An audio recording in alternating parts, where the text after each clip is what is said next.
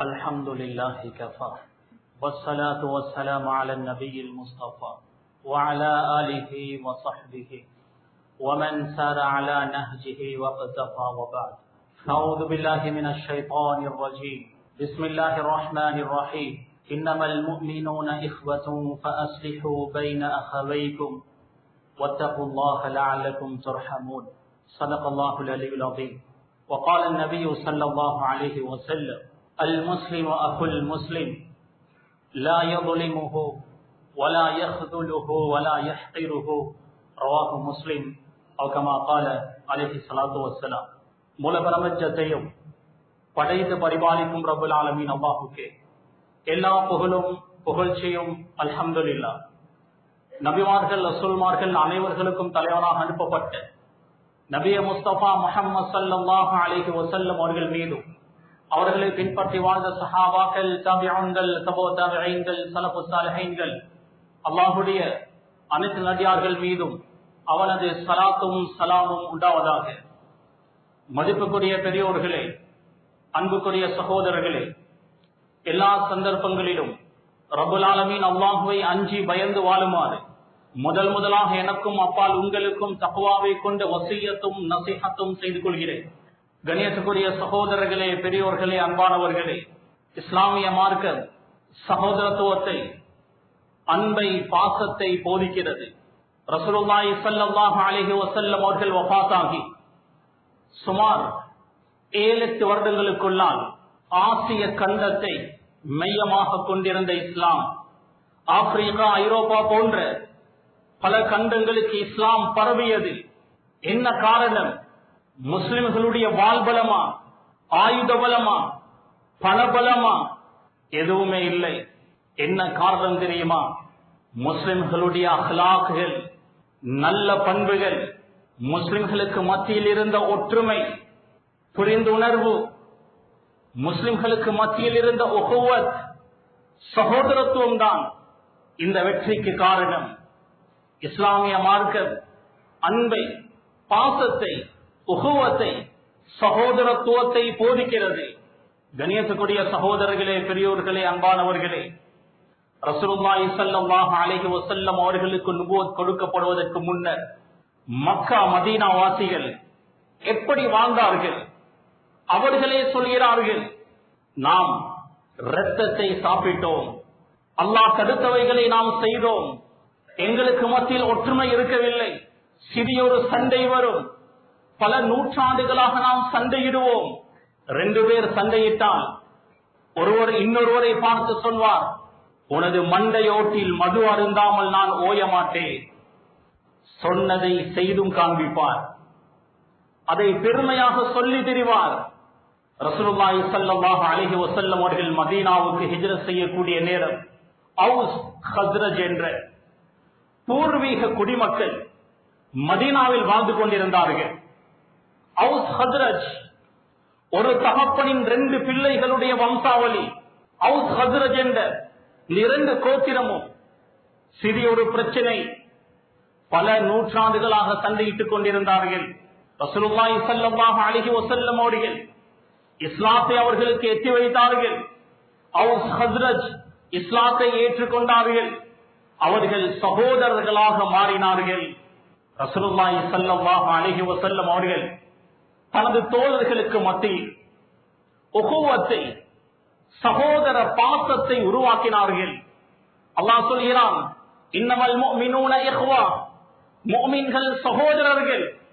சகோதரன் மீது எங்களுக்கு எவ்வாறு பாசம் இருக்குமோ, நானா தம்பி, தாத்தா தங்கச்சி எவ்வளவு பாசமாக இருப்பார்களோ அந்த அளவிற்கு ஒரு மூமின் இன்னொரு மூமினை நேசிப்பான்.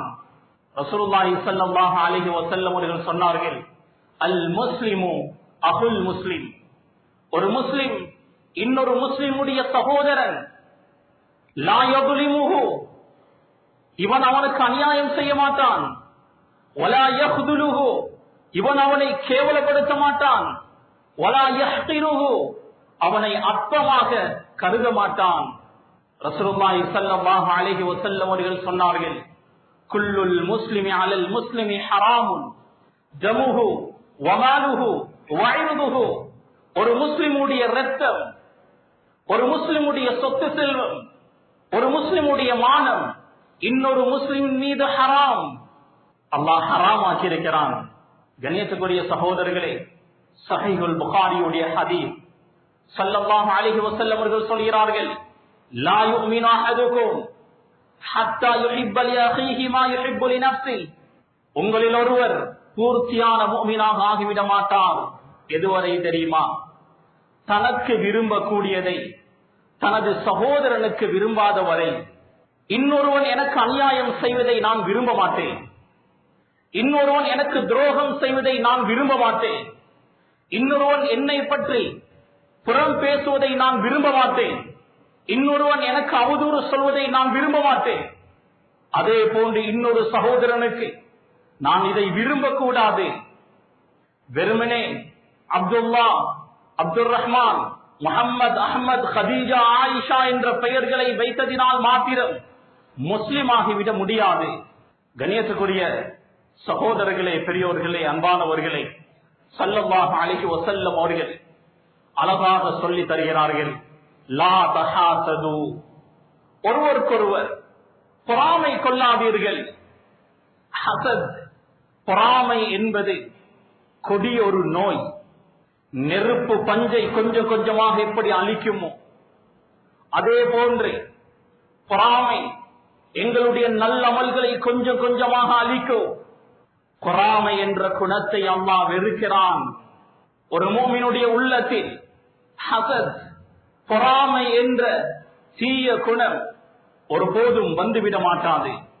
பொறாமை என்றால் என்ன? ஒருவன் முன்னேறி கொண்டிருக்கிறான், ஒருவன் என்னுடைய தரத்துக்கு வர பார்க்கிறான், என்னை விட மேலே போக பார்க்கிறான், அடி மனதால் எரிந்து கொண்டு வரும். அதுதான் ஹசத், பொறாமை. அல்லாஹுடைய கபா கதிரை நம்பாதவனுடைய குணம்தான் அது. அல்லாஹ் சிலரை கண்ணியப்படுத்துவான், சிலரை மேன்மைப்படுத்துவான், சிலருக்கு சிலதை கொடுப்பான், சிலதை கொடுக்க மாட்டான். அல்லாஹ் ஒவ்வொருவருக்கும் நிர்ணயித்தது அவர்களுக்கு கிடைக்கும். இன்னொருவனை பார்த்து நான் பொறாமைப்பட்டால் அல்லாஹுடைய கபா கதிரை நேரடியாக நான் எதிர்க்கிறேன். ஹசத், பொறாமையுடைய தாக்கத் சில வேளை எங்களை படுத்த படுக்கையாகும். ஸல்லல்லாஹு அலைஹி வஸல்லம் அவர்கள் சொன்னார்கள், அல் ஐனு ஹக்குன், கண்ணூர் என்பது உண்மை. கண்ணூர் ஒரு மனிதனை படுத்த படுக்கையாக்கும், கபர் வரை கொண்டு போய் சேர்க்கும். ஹசத் என்ற பொறாமையும் அப்படிதான். ரசூலுல்லாஹி ஸல்லல்லாஹு அலைஹி வஸல்லம் அவர்கள் படுத்த படுக்கையாக இருந்தார்கள், நோய்வாய்ப்பட்டிருந்தார்கள். ஜிப்ரீல் அலைஹிஸ்ஸலாம் அவர்கள் வந்து ஓதி பார்த்தார்கள், பிஸ்மில்லாஹி வபரக வமின் குல்லி தாஇன் யஷ்ஃபீக வமின் குல்லி தி ஹாசிதின் இதா ஹஸத வமின் குல்லி தி ஐனின் என்ற துஆவை ஓதி ரசூலுல்லாஹுடைய உடம்பு முழுக்க தடவி விட்டார்கள். ரசூலுல்லாஹ் சுகம் பெற்றார்கள். இந்த துஆவில் ஜிப்ரீல் அலைஹிஸ்ஸலாம் என்ன ஓதினார்கள்? ஹஸத், ஐன், கண்ணூர், பொறாமையுடைய தீங்கிலிருந்து பாதுகாவல் தேடி ஓதி ஊதி ரசூலுல்லாஹுடைய உடம்பு முழுக்க தடவி விட்டார்கள். ரசூலுல்லாஹ் சுகம் பெற்றார்கள். கண்ணியத்துக்குரிய சகோதரர்களே, கண்ணூருடைய தாக்கங்கள், பொறாமையுடைய தாக்கங்கள் எங்களுக்கு வராமல் இருக்க இந்த துஆவை நாமும் அடிக்கடி ஓதிக்கொள்வோம், எங்களுடைய பிள்ளைகளுக்கும் ஓதிவிடுவோம். ஹசத் என்பதை அல்லாஹ் வெறுக்கக்கூடிய ஒரு குணம். லா தஹாசது, ஸல்லல்லாஹு அலைஹி வஸல்லம் அவர்கள் சொல்கிறார்கள், ஒருவருக்கொருவர் பொறாமைப்பட்டுக் கொள்ளாதீர்கள். வலா தபாகது, ஒருவருக்கொருவர் கோபித்துக் கொள்ளாதீர்கள். ஒருவருக்கொருவர் சண்டையிடக் கூடாது, பகைத்துக் கொள்ளக்கூடாது. விட்டு கொடுத்து சகோதரத்துவத்தோடு குறுகிய காலம் வாழ போகிறோம். 60க்கும் 70க்கும் இடைப்பட்ட காலம். இந்த குறுகிய கால வாழ்க்கையில் விட்டு கொடுத்து அல்லாஹுக்காக விட்டு கொடுத்து வாழ்வோம். கண்ணியத்துக்குரிய சகோதரர்களே, பெரியோர்களே, அன்பானவர்களே, பொறாமை மிக மோசமான ஒரு குணம். அல்லாஹுடைய கபா கதிரை நேரடியாக எதிர்ப்பதற்கு சமம். அதனால் அல்லாஹ் எனக்கு என்ன தந்திருக்கிறானோ அதை நாம் புரிந்து கொள்வோம், அல்லாஹ்விடத்தில் துஆ செய்வோம். அல்லாஹ் பன்மடங்காக எங்களுக்கு தருவான். யாரும் யாரை பற்றியும் புறம் பேசக்கூடாது. அல்லாஹ் சொல்கிறான், வலா யக்தப் பஅதுகும் பஅதா, உங்களிலே சிலர் சிலரை கீபத் பேச வேண்டாம், புறம் பேச வேண்டாம். கீபத் எவ்வளவு பெரும் ஒரு பாவம் தெரியுமா? அல்லாஹ் கேட்கிறான், அய்யுஹிப்பு அஹதுகும் அய்யக்குல லஹ்ம அஹீஹி மைத்தன் ஃபகரிஹ்துமு. ஒரு சகோதரன் வஃபாத்தாக இருக்கிறான், அவனுடைய மாமிசத்தை சாப்பிடுவதற்கு உங்களில் ஒருவர் விரும்புவாரா? இன்னொருடைய குறையை நான் பேசும் போது அவன் வஃபாத்தாகிய பின்னர் அவனுடைய ஜனாசாவை சாப்பிடுவதற்கு சமம். அவ்வளவு அருவருப்பான ஒரு பாவம். கீபத் என்றால் இருக்கிற குறையை பேசுவது. இல்லாததை பேசினால் அது அவதூறு. இருக்கிறதை பேசினாலே எவ்வளவு பெரும் பாவம், இல்லாததை பேசினால் அது எவ்வளவு பெரும் பாவம். கண்ணியத்துக்குரிய சகோதரர்களே, இன்று சிலருடைய விருந்தாக கீபத் ஆகிவிட்டது. சில சபைகளுடைய விருந்தாக கீபத் ஆகிவிட்டது. 4 பேர் ஒன்று சேர்ந்தால் இன்னொருவனை பற்றி பேசாமல் அந்த சபை களைவதில்லை. ஹசன் அல் பஸரி ரஹிமஹுல்லாஹ் அவர்களுக்கு கேள்விப்படுகிறது, சிலர் அவரை பற்றி கீபத் பேசினார்கள், புறம் பேசினார்கள்.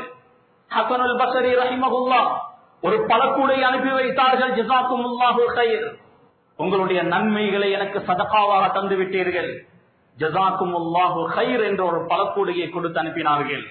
யாரையாவது பற்றி நீங்கள் கீபத் பேச வேண்டும் என்றால் உங்களுடைய பெற்றோர்களை பற்றி பேசுங்கள். நீங்கள் கஷ்டப்பட்டு சம்பாதித்த நன்மைகளை ஒருவருக்கு இலவசமாக கொடுப்பதென்றால் உங்களுடைய பெற்றோர்கள் தான் அதற்கு தகுதியானவர்கள். சிறு வயதிலிருந்து உங்களை எவ்வளவு கஷ்டப்பட்டு வளர்த்தெடுத்திருப்பார்கள். உங்களுடைய நன்மைகளை இலவசமாக ஒருவருக்கு கொடுப்பதென்றால் உங்களுடைய பெற்றோர்களுக்கு கொடுங்கள். ரசூலுல்லாஹி ஸல்லல்லாஹு அலைஹி வஸல்லம் அவர்கள் சொல்வார்கள், யாரும் யாருடைய குறையையும் என்னிடத்தில் கொண்டு வராதீர்கள். இன்னி உரீது அன் அல்காக்கும் சலீம ஸத்ர், தூய்மையான உள்ளத்தோடு உங்களை நான் சந்திக்க விரும்புகிறேன். யாருடைய குறையும் எனக்கு தேவையில்லை. இன்னொருவர் ஒருவருடைய குறையை பற்றி பேசினால் அதை நாம் காதுக்கு வாங்கக்கூடாது. மரஹூம் இஸ்மாயில் ஹஸ்ரத் அவர்களை பற்றி சொல்லப்படும், கீபத் பேசப்பட்டால், இன்னொருவருடைய குறை பேசப்பட்டால் காதுக்கு வாங்க மாட்டார்கள், தூங்கி விடுவார்கள். அரபியில் சொல்வார்கள், அல்லதி யன்குலு இலைக் யன்குலு அன்க், யார் இன்னொருவனை பற்றி உன்னிடம் பேசுகிறானோ அவன் உன்னை பற்றி இன்னொருவனிடம் பேசுவான். இதுதான் உண்மை. அதனால் கண்ணியத்துக்குரிய சகோதரர்களே, அல்லாஹ் சொல்கிறான், வலா யக்தப் பஅதுகும் பஅதா, புறம் பேசிக் கொள்ளாதீர்கள். அல்லாஹ் இந்த குணத்தை வெறுக்கிறான். அல்லாஹ் எதிர்பார்ப்பது, ரசூலுல்லாஹ் கற்று தந்தது, ஒருவருக்கொருவர் விட்டு கொடுப்போடு, அன்போடு, பாசத்தோடு, புரிந்துணர்வோடு வாழ்வதை தான் அல்லாஹ் விரும்புகிறான். ஸல்லல்லாஹு அலைஹி வஸல்லம் அவர்கள் அப்படியான ஒரு வாழ்க்கையை தான் வாழ்ந்து காண்பித்தார்கள். அல் முஸ்லிமு அகுல் முஸ்லிம், ஒரு முஸ்லிம் இன்னொரு முஸ்லிமுடைய சகோதரர். லா யظلمஹு, ஒரு முஸ்லிம் இன்னொரு முஸ்லிமுக்கு அநியாயம் செய்ய மாட்டான். ரசூலுல்லாஹி ஸல்லல்லாஹு அலைஹி வஸல்லம் அவர்கள் சொன்னார்கள், இத்தகி தாவத்தல் மதுலூம், அநீதிழைக்கப்பட்டவனுடைய பதுவாவை பயந்து கொள்ளுங்கள். அநீதிழைக்கப்பட்டவன் முஸ்லிமாக இருந்தாலும் சரி, முஸ்லிம் அல்லாதவனாக இருந்தாலும் சரி, அவனுடைய பதுவா அல்லாஹ்விடத்தில் அங்கீகரிக்கப்படும். கணியத்துக்குரிய சகோதரர்களே, இமாம் ஸஹபி ரஹிமஹுல்லாஹ் ஆச்சரியமான ஒரு சம்பவத்தை பதிவு செய்கிறார்கள். இந்த நிகழ்வு அவர் நேராக பார்த்து காதால் கேட்ட ஒரு நிகழ்வு. இமாம் ஸஹபி ரஹிமஹுல்லாஹ் பஜாருக்கு தாமன் வாங்குவதற்காக சென்றார்கள். பின்னால் இருந்த ஒரு சத்தம், மன் ரஆனி ஃபலா யظلمن அஹதா, மன் ரஆனி ஃபலா யظلمن அஹதா, என்னை பார்க்கக்கூடியவர்களே யாரும் யாருக்கும் அநியாயம் செய்து விடாதீர்கள். இமாம் ஸஹபி ரஹிமஹுல்லாஹ் திரும்பி பார்க்கிறார். நல்ல வாட்டசாட்டமான மனிதர், கம்பீரமான மனிதர். ஆனால் ஒரு கை வெட்டப்பட்டிருக்கிறது. வெட்டப்பட்ட பகுதியில் இருந்து ரத்தம் வடிந்து கொண்டிருக்கிறது, சலங்கள் வடிந்து கொண்டிருக்கிறது. சொல்கிறார், மன்றானி ஃபலா யظلمن அஹதா, என்னை பார்க்கக்கூடியவர்களே யாரும் யாருக்கும் அநியாயம் செய்து விடாதீர்கள். பஜார், சிலர் அந்த இடத்தில் ஒன்று கூடிவிட்டார்கள்.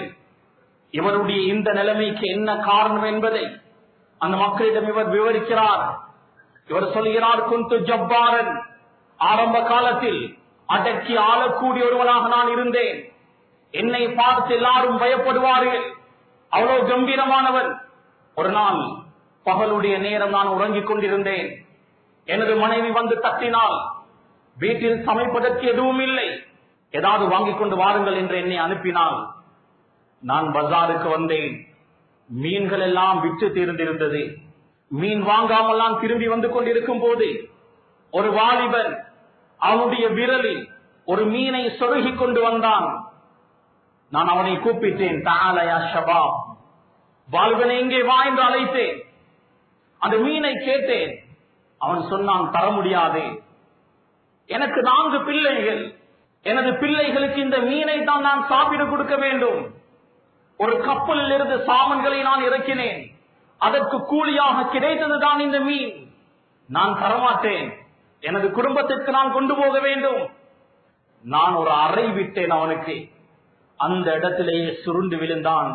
மீனை எடுத்து கொண்டு போனேன். வீட்டில் சமைத்து சாப்பிட்டோம். அடுத்த நாள் காலை எனது விரலில் லேசாக ஒரு நோவு ஏற்பட்டது. டாக்டரிடம் போனேன். டாக்டர் சொன்னார், அந்த விரலை எடுக்க வேண்டும். ஒரு விரல் வெட்டப்பட்டது. ஒரு விரல் வெட்டப்பட்டும் எனது வருத்தம் இல்லாமலாகவில்லை. டாக்டரிடம் சென்றேன்.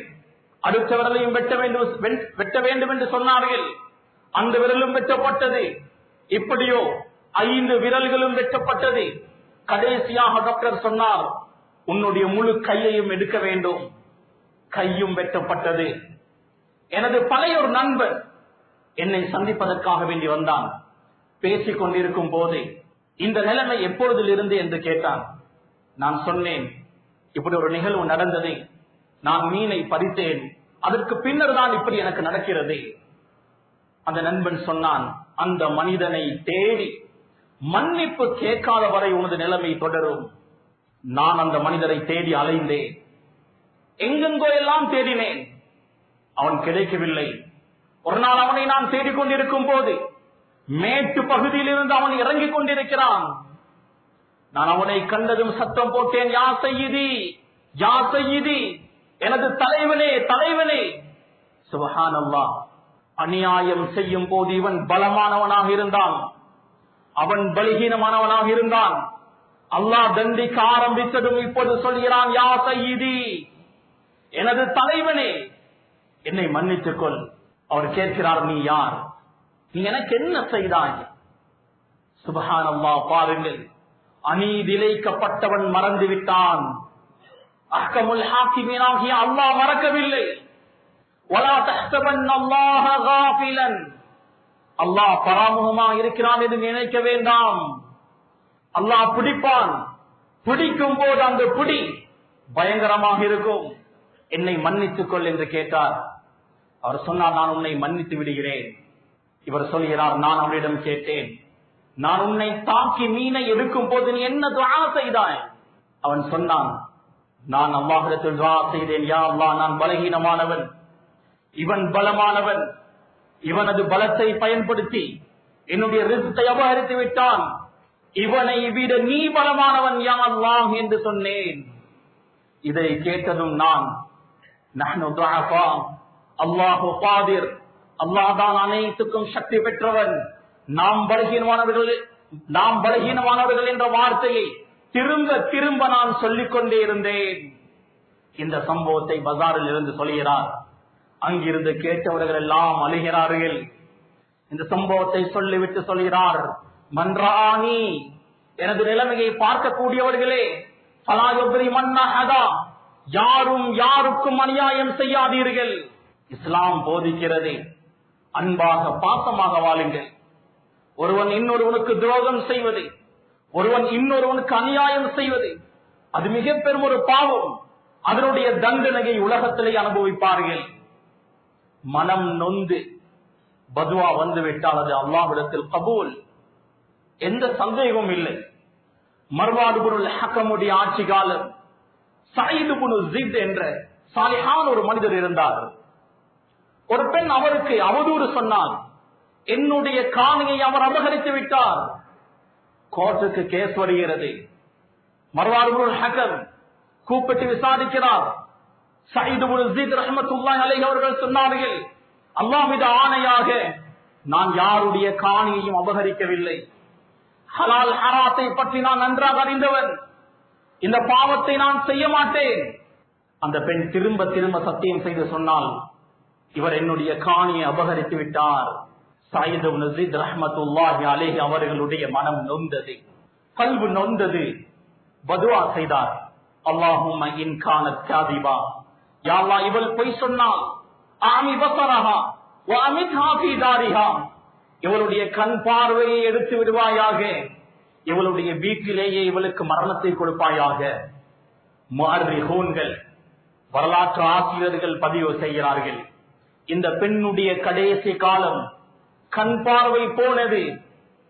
வீட்டினுடைய சிவத்தை தொட்டு தொட்டு நடப்பால் வீட்டு கிணறில் தவறுதலாக விழுந்து வீட்டு கிணறிலேயே வஃபாத்தாயினால் அவருடைய வீட்டினுடைய கிணறே அவளுக்கு கபராக அமைந்தது. இத்தஹிதாவத்தல் மதுலு, அநீதிழைக்கப்பட்டவனுடைய பதுவாவை பயந்து கொள்ளுங்கள். அதாலத்து ஸமா, வானத்தின் நீதிமன்றம் என்ற ஒரு புத்தகம் இருக்கிறது. அந்த கிதாபை எழுதிய மஹ்மூத் ஹத்தாப் என்ற ஆசிரியர் அவருடைய காலத்திலிருந்து சுமார் 40 வருடங்களுக்கு முன்னர் நிகழ்ந்த ஒரு சம்பவத்தை பதிவு செய்கிறார். எங்களுடைய காலத்திலிருந்து ஒரு 500-600 ஆண்டுகளுக்கு முன்னர் நடந்த ஒரு நிகழ்வு, அவருடைய காலத்தில் இருந்து 40 வருடங்களுக்கு முன்னர் நடந்த ஒரு நிகழ்வு.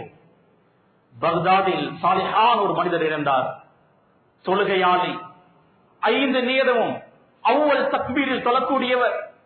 முழு பக்தாதுடைய சிட்டியிலும் இவரை பற்றி குறை சொல்வதற்கு யாரும் இல்லை. அவ்வளவு சாலிஹான் ஒரு மனிதர். இவருடைய தொழில் தஹஜ்ஜுடைய நேரம், ஆடுகளை அறுப்பார். சுபஹுடைய தொழுகைக்கு வருவார். சுபஹ தொழுந்து விட்டு மறுபடியும் காடு பகுதிக்கு சென்று அறுத்த ஆடுகளை உரித்து வெட்டி பஜாரில் விற்பனை செய்வார். இதுதான் அவருடைய தொழிலாக இருந்தது. ஒரு நாள் தஹஜ்ஜுடைய நேரம், ஆடுகளை அறுப்பதற்காக காட்டு பகுதிக்கு செல்கிறார். ஆடுகளை அறுத்து விட்டு சுபஹுடைய தொழுகைக்காக வரும்போது ஒரு சத்தம் கேட்கிறது. அந்த சத்தம் யாரோ ஒரு ஆபத்தில் இருக்கிறார் என்பதை அவர் புரிந்து கொண்டார். சத்தம் வந்த திசையை நோக்கி ஓடினார். ஒருவர் கொலை செய்யப்பட்டு இரத்தத்தில் கிடக்கிறார். இவர் காப்பாற்றுவதற்கு முயற்சி செய்தார், ஆனால் அவர் வஃபாத்தாகிவிட்டார். இந்த நேரம் சுபஹுடைய தொழுகையை தொழுந்துவிட்டு மக்கள் வந்து கொண்டிருக்கிறார்கள். இவருடைய கையில் கத்தி, மேலெல்லாம் இரத்தம், பக்கத்தில் ஒருவன் கொலை செய்யப்பட்டிருக்கிறான். மக்கள் முடிவு செய்கிறார்கள், இவன் தான் கொலை செய்திருக்க வேண்டும். இஸ்லாமிய ஹுகூமத்தில், இஸ்லாமிய ஆட்சியில் ஆதாரங்களை வைத்துதான் தீர்ப்புகள் வழங்கப்படும். இவன் இந்த கொலையை செய்யவில்லை என்று நிரூபிக்க வேண்டும், இல்லை என்றால் தூக்கில் போடப்படுவான். காவி தீர்ப்பு வழங்குகிறார். சுபஹுக்கு பின்னர் பக்தாதில் தூக்கு மேடையில் ஏற்றப்படுகிறார். முழு பக்தாதும் ஒன்று சேர்ந்து விட்டது. அவருடைய மனைவி பிள்ளைகள் எல்லாம் வந்து விட்டார்கள். இவர் தூக்கு மேடையில் இருந்து அழுகிறார், அல்லாஹ் மீது ஆணையாக இந்த கொலையை நான் செய்யவில்லை, அல்லாஹ் மீது ஆணையாக இந்த கொலையை நான் செய்யவில்லை, என்னை தூக்கில் போட வேண்டாம். தூக்கில் போடப்படுவதற்கு கொஞ்ச நேரத்துக்கு முன்னர் சொல்கிறார், இந்த கொலையை நான் செய்யவில்லை, ஆனால் 20 வருடங்களுக்கு முன்னர் ஒரு 2 கொலைகளை நான் செய்திருக்கிறேன், அதனால் நான் தூக்கு மேடையில் ஏற்றப்பட தகுதியானவன் தான். 20 வருடங்களுக்கு முன்னர் நான் ஒரு படகோட்டியாக இருந்தேன். ஒரு பெண் அவருடைய தாயோடு இருந்து படகில் வந்து ஏறினால், அதற்கு பின்னர் தொடர்ந்து அந்த பெண் வர ஆரம்பித்தால், நான் அந்த பெண்ணை நேசிக்க ஆரம்பித்தேன். அவருடைய வீட்டுக்கு பெண் கேட்டு சென்றேன். அவர்கள் தர முடியாது என்று சொல்லிவிட்டார்கள். அவர்கள் பெரும் செல்வந்தர்கள், நான் ஒரு படகோட்டி, நான் ஒரு ஏழை, எனக்கு அவர்கள் தரவில்லை. மனவருத்தத்தோடு நான் திரும்பி வந்து விட்டேன். பிறகு கொஞ்ச நாள் அந்த பெண்ணை நான் காணவில்லை. அதற்கு பின்னர் ஒரு நாள் ஒரு பெண் கை குழந்தையோடு இந்த படகில் வந்து ஏறினால், நான் கவனிக்கவில்லை. கொஞ்ச தூரம் சென்றதற்கு பின்னர் கவனிக்கிறேன். எந்த பெண்ணை நான் நேசித்தேனோ, எந்த பெண்ணை நான் பெண் கேட்டு சென்றேனோ, அந்த பெண் கை குழந்தையோடு வந்திருக்கிறாள். நான் பேச்சு கொடுத்தேன். பேசிக்கொண்டே போகும்போது ஷைத்தான் என்னோடு விளையாட ஆரம்பித்தான். அவரோடு தவறான முறையில் நடக்க வேண்டும் என்ற ஆசை வந்தது. நான் தவறான வழிக்கு அழைத்தேன். அவள் அல்லாஹ்வை பயந்து கொள் என்று சொன்னாள். நான் அவருடைய கையில் இருந்த கை குழந்தையை பறித்து தண்ணீரில் முக்கினேன். அவள் முடியாது என்றால் அந்த பிள்ளையை நான் கொலை செய்து விட்டேன். அதற்கு பின்னர் நான் முயற்சி செய்தேன், அவள் விடவில்லை, அவளையும் நான் கொலை செய்தேன், அந்த புராத்துடைய நதியில் நான் வீசிவிட்டேன். இந்த கொலையை பற்றி அல்லாஹ்வையும் என்னையும் தவிர வேறு யாருக்கும் இந்த செய்தி தெரியாது. நான் தூக்கு மேடையில் ஏற்றப்பட தகுதியானவன் தான் என்று அவன் அறிவிக்கிறான். பக்தாதுடைய அந்த மக்கள் அழுகிறார்கள், தூக்கில் போடப்படுகிறான். இத்தகைய தாவத்தில் முதலும் அநீதி இழைக்கப்பட்டவர்களுடைய பதுவாவை பயிது கொள்ளுங்கள். இன்னொருவனுக்கு அநியாயம் செய்துவிட்டு, இன்னொருவனுக்கு அவதூறு சொல்லிவிட்டு, இன்னொருவனுடைய கல்வை நோவித்து விட்டு, இன்னொருவனுடைய மானத்தை இல்லாமல் ஆக்கிவிட்டு இந்த பூமியில் சந்தோஷமாக வாழ்ந்துவிட முடியாது. எனவே எல்லாரையும் சிரித்த முகத்தோடு, அன்போடு, பாசத்தோடு நாம் வரவேற்போம், சலாம் சொல்வோம், மஆனகா முசாஃபஹா செய்வோம், அன்பாக எல்லோருடனும் பழகுவோம், எல்லாரையும் மன்னிப்போம். எனக்கு ஒருவன் துரோகம் செய்தாலும், நம்ப வைத்து கழுத்தறுத்தாலும் அவனை கூட மன்னிப்போம். ஆனால் ஒரு மோமின் கிர்ருன் கரீம், சங்கையானவன், ஏமாறக்கூடியவன், சூழ்ச்சிகள் சதிகள் அவனுக்கு தெரியாது, அவசரமாக ஏமாறுவான். அதே நேரம் ஒரு முறை ஏமாந்தால் இரண்டாவது முறை ஏமாற மாட்டான். லா யுல்தகுல் முஃமின் ஃபீ ஜுஹரின் வாஹிதின் மர்ரத்தைன், ஒரு மோமின் ஒரே குழியில் 2 முறைகள் விழமாட்டான். ஒரே குழியில் 2 முறைகள் விழக்கூடிய முஃமினாக இருக்கவும் மாட்டான். எனவே துரோகத்தை மன்னிப்போம், மறக்க கூடாது. எனவே கண்ணியத்துக்குரிய சகோதரர்களே,